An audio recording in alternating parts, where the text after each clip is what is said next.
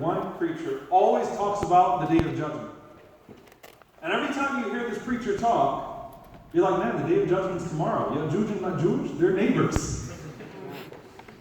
Like Dajjal TV, right there. Everything's all there. It's all been, like, what's the point of doing anything? Yawm al-Qiyamah is here.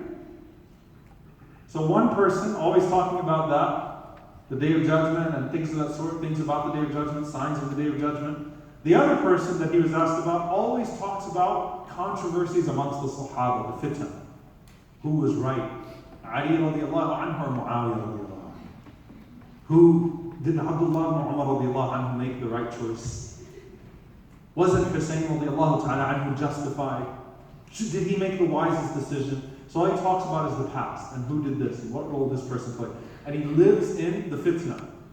Not the current fitna, the fitna in the 600s and the 700s. He lives in the fitna. So Shaykh Salman, Hafidahullah, may Allah preserve him, you know what he said? He said, look, one Shaykh always talks about the future, the other one always talks about the past. Khalini fi sabiq, leave me in this current situation, all right? I'll just talk about the present. I'll fill in the gap, right? The point that he was making is, by the way, is that, you know, the Prophet ﷺ taught us to think about Yawm al-Qiyamah in a way that would make us productive. To think about the day of judgment, to think about the signs of the day of judgment so that we would be productive. And we would never feel like we are truly at home in this world. We are in this world, we are not of this world. That's why the Prophet ﷺ gave us all of those signs. To recognize with a sense of urgency, to act with a greater sense of urgency. The Prophet ﷺ did not give us those signs so that we could sit around and assign dates and say, this is it. And by the way, every single generation of this ummah thought Yawm al-Qiyamah was around the corner. Starting with the Sahaba, they all thought it's here. Every single generation of this ummah had scholars that wrote about things that were happening around them that said, we got it. It's here. The Mahdi will be out tomorrow. Every single generation thought Yawm al-Qiyamah was going to be realized in their own lifetime. And here we are, over 1,000 years later, and it's still not Yawm al-Qiyamah. Now, let me offer a few clarifications. Donald Trump, I could see a sign of Yawm al-Qiyamah there. Being president. There's something there. Fasad, corruption, the occupation of Palestine and Aqsa, may Allah subhanahu wa ta'ala liberate it and its people. Amen.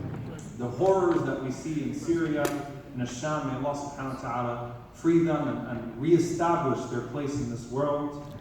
All of this that we see, yes. The death of great scholars, yes.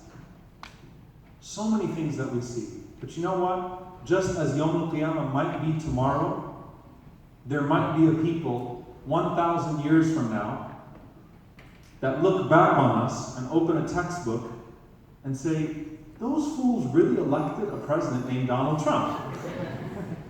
And those Muslims thought that their time was coming.